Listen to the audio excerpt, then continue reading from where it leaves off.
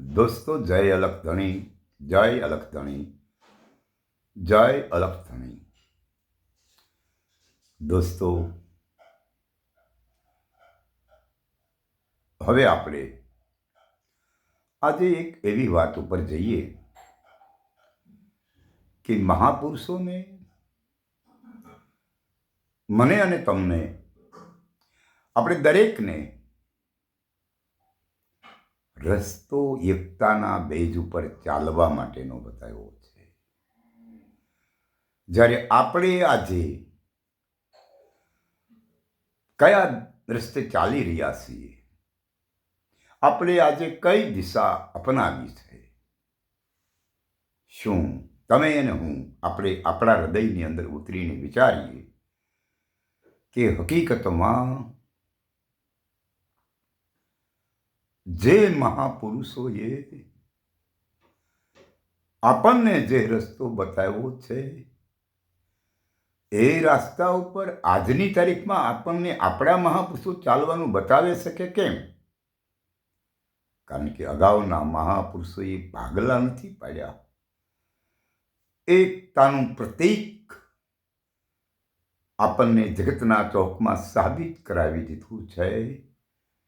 પણ આજે આપણા મહાપુરુષો, આપણે જેના સાનિધ્યમાં બેઠા છીએ, એ આપણા મહાપુરુષો આપણને કેવા પ્રકારનું લક્ષ્ય આપી રહ્યા છે એ આપણે જાતે સમજવાની જરૂર છે. આપણે જાતે એને વિચારવાની જરૂર છે. કારણ કે અગાઉના મહાનુભાવોએ, અગાઉના મહાપુરુષોએ જે વાત મારીને તમારી સમક્ષ પડી છે, મેકેલી, એ જ વાતને હું તમે ઉઠાવી રહ્યા છીએ. જ્યારે એમાં કોઈ જગ્યાએ કોઈ પણ પ્રકારના ભાગલા નથી હોતા, જેમાં કોઈ પણ પ્રકારના દ્વૈત ભાવની વાત નથી હોતી, તો આજ આપણે કયા રસ્તે ચાલી રહ્યા છીએ? આપણે શા માટે દ્વૈત ભાવની વાતો ને ઉપસાવી રહ્યા છીએ? કારણ કે આ સંપ્રદાય શ્રેષ્ઠ છે, આ સંપ્રદાયમાં આવી વાતો છે. આ બધું કેમ? મહાપુરુષોની વાત જો મારા તમારા હૃદયમાં ઉતરી હોય ને,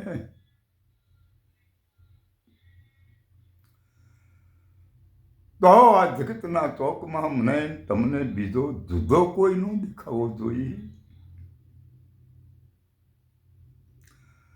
અરે સંપ્રદાયનો વાડો તોડવા માટેની તો મહાપુરુષોએ વાત કરી છે. આજ હું તમે સંપ્રદાયની અંદર બંધાયેલા છીએ, તો આપણને કેટલા અંશે આ વાતને વ્યાજબી કરીએ. જ્યારે મને તમને મહાપુરુષ જે સિદ્ધાંતિક લક્ષાર્થની વાતનો લક્ષ્ય આપવા બેસે, ત્યારે ત્યાં કોઈ પણ પ્રકારનો સંપ્રદાય હોઈ શકે, કોઈ પણ પ્રકારના વ્યક્તિની વાત હોઈ શકે નહીં. તો ત્યાર પછી સંપ્રદાય શા માટે ઊભો થયો? ત્યાર પછી વ્યક્તિત્વ શા માટે ઊભું થયું? વ્યક્તિ શા માટે ઊભો થયો? કારણ કે મહાપુરુષોએ મને તમને જે લક્ષ્ય આપ્યો છે ને, એ તો બહુ ગહેરાઈ વાળો લક્ષ્ય છે. જે વાતની અંદર, જે લક્ષાર્થની અંદર, જ્યાં હું નહીં, તું નહીં અને તે પણ નહીં, આ ત્રણમાંથી એકય સંભવિત નથી. અને પછી કૈસી બાતે હાઈ, પછી કેવી વાત છે? ये लोकल बात नहीं, मेरे और तुम्हारे, मारी और तुम्हारी स्वयं अनुभूति में लाया गया है. अपने महापुरुष, मारा ने तुम्हारा महापुरुष આપણા લક્ષ્યમાં સાબિત કરાવી દીધું હોય કે જ્યાં હું નથી, જ્યાં તું નથી, જ્યાં તે પણ નથી, जीव नहीं है, ईश्वर नहीं है और शब्द भी नहीं है।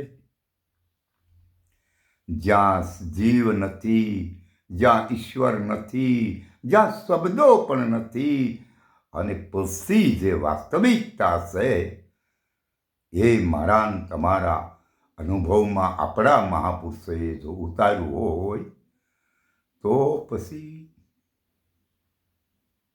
મને ને તમને આ જગતના ચોકમાં જુદાપણું કેમ દેખાય છે? આવડવા આપણે બધાને વિચારવાની જરૂર છે. આપણા બધાની નિષ્ઠા એવી હોવી જોઈએ કે જગતના દરેક મહાપુરુષો, જગતના દરેક મહાનુભાવો જે પૂર્વે મને તમને વાત કરીને ગયા છે, એ જ વાત આપણા મહાપુરુષોએ મને તમને જો કરી હોય અને એને આપણે સારી રીતે સમજી શક્યા હોય અને સ્વયં અનુભવ એમાં આપણો હોય તો એમાં આપણી ભાષા પરિવર્તન થઈ જાય, આપણી વિચારધારા પરિવર્તન થઈ જાય.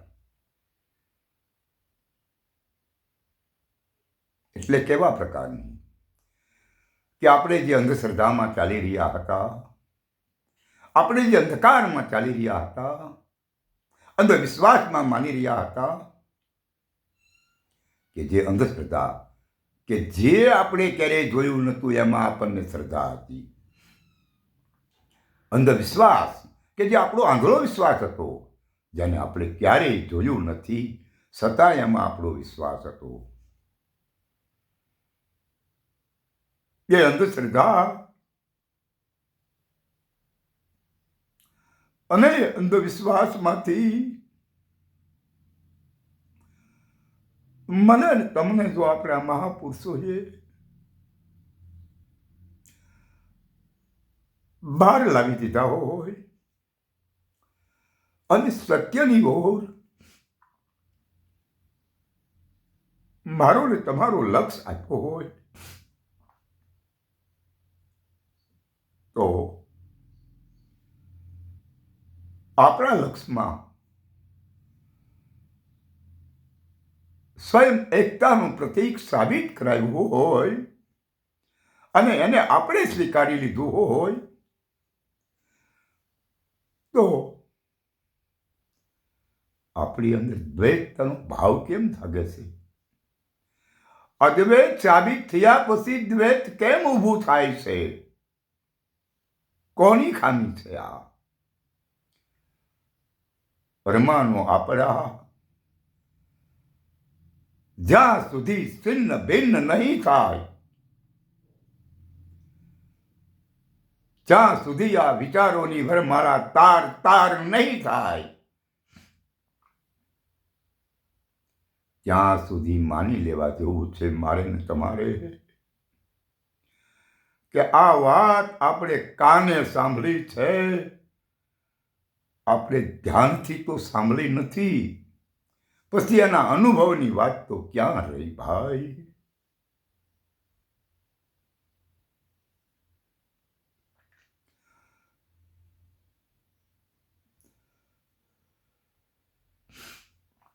જેને જેને આ વાતને અનુભવી છે ને એમાંથી કાલ ગાયબ થઈ જાય છે, ક્રોધ ગાયબ થઈ જાય છે, લોભ ગાયબ થઈ જાય છે અને માયાનું તો પતન થઈ જાય છે. તો આપણે આ વાતને અનુભવમાં લાવ્યા હોય તો આવડી આ વાત, આવડી આ વાસ્તવિકતા મારા ને તમારામાં કેમ નથી જાગૃત થતી? શું તકલીફ છે? આ મારા ગુરુ છે ને આ તારા ગુરુ છે, આ અમારો સંપ્રદાય છે ને આ તમારો સંપ્રદાય છે, આ અમારા સંપ્રદાયમાં બહુ મોટી વાત છે ને તમારા સંપ્રદાયમાં આ વાત ઘટે છે, આવું શા માટે છે? આવું ક્યારેય હોઈ શકે નહીં. કારણ કે દરેક મહાપુરુષો મને ને તમને એવું લક્ષ્ય જ્યારે આપે કે જ્યાં બીજી કોઈ વાત સંભવ નથી, જ્યાં કોઈ બીજું બીજું રહસ્ય સંભવિત નથી, તો એમાં ભાગલા કેમ ઊભા થયા? કાં તો આપણને એ સમજાણું નથી અને કાં આપણને સમજાવવામાં આવ્યું નથી. આ બેમાંથી એક જરૂર છે. માટે હજી મારા ને તમારા આપણા બધાના માટે સમય છે.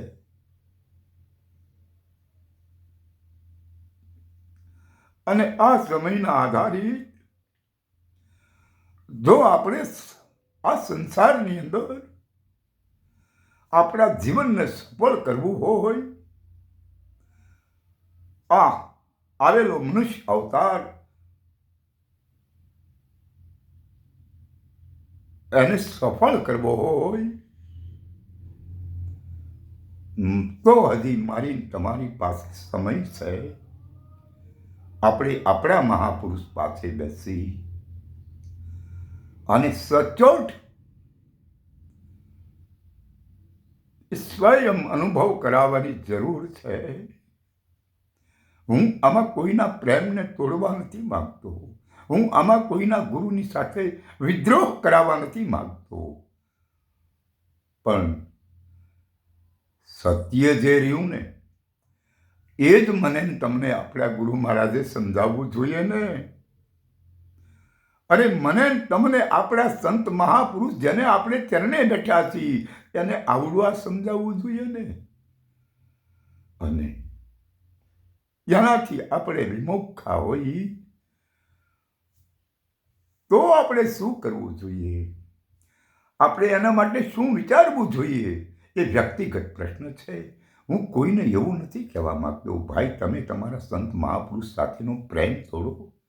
મારો કોઈ એવો અધિકાર નથી કે હું તમારા ગુરુ સાથેનો પ્રેમ તોડવાની હું તમને વાત કરી શકું. હા, મારી તો વાત મેદાનમાં એવી છે કે હરેક મહાપુરુષોએ મને તમને જે લક્ષ્ય આપ્યો છે એ જ લક્ષ્ય આપણને આપણા મહાપુરુષોએ આપ્યો છે કે કેમ, આ વિચાર મારે તમારે દરેકને કરવાનો છે. અને ત્યાંથી આપણે જો વાકેફ ન હોઈએ, ત્યાંથી આપણી સમજણ ન હોય, આપણને એ લક્ષ્ય ન હોય, તો વાર વાર પૂછો अपने गुरु महाराज से, अपने महापुरुष से कि अमने जे रास्तो महापुरुषे बताव्यो छे ए ज रस्ते चालवा माटेना सिद्धांतो समजावो અને ત્યાર પછી એ અમારું લક્ષ્ય જે રહ્યું ને એ ત્યાં વાળો, ત્યાં પહોંચાડો. એ ફરજ છે એની. આપણે જેને સ્વીકાર્યા છે ને મહાપુરુષ તરીકે એની ફરજમાં આવે છે. કારણ કે આપણે એને સંત તરીકે આપણા શિરતાજ તરીકે જેને સ્વીકાર્યા છે એનો અધિકાર છે. તમારા ને મારા સંશયનું સમાધાન કરવાની એની ફરજમાં આવે છે. આમાં પ્રેમ તોડવાની વાત છે જ નહીં.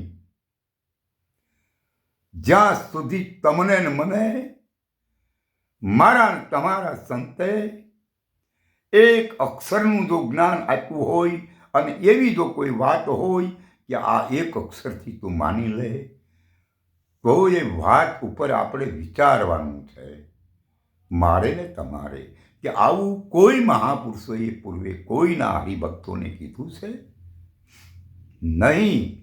તો આપણે આપણા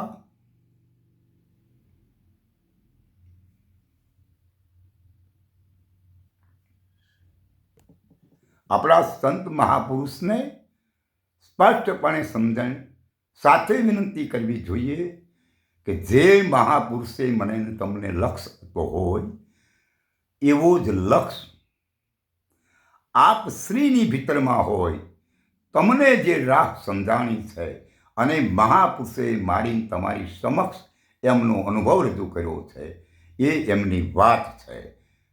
અને એ વાત મુજબ મને ને તમને આપણા મહાપુરુષો એ લક્ષ્ય આપણને અનુભવ સિદ્ધ કરાવી શકવો જોઈએ. અગર જો એ અનુભવ સિદ્ધ વાત મને ને તમને ન થાય તો આપણે વિચારવાનું છે. દરેક વ્યક્તિએ આમાં કોઈના પ્રેમ તોડવાની વાત નથી, આમાં કોઈને ગુરુ શિષ્યનો સંબંધ તોડવાની વાત નથી. अरे गुरु तो उसको कहा जाता है, महापुरुष उसको कहा जाता है, जिनके चरणों में हम और तुम बैठे हो. वो महापुरुष हमारी और तुम्हारी दशा અને दिशा बदल सकते हैं. हमारी અને तुम्हारी लक्ष्यार्थ जहाँ लेने जाने है, जहाँ लेके जाना है, वहाँ तक लेके जाएंगे. ऐसा महापुरुष के सानिध्य में मुझे और तुम्हें जाना जरूरी है. बस हम तो यही कह रहा हूँ. जय अलख धणी, जय अलख धणी, जय अलख धणी.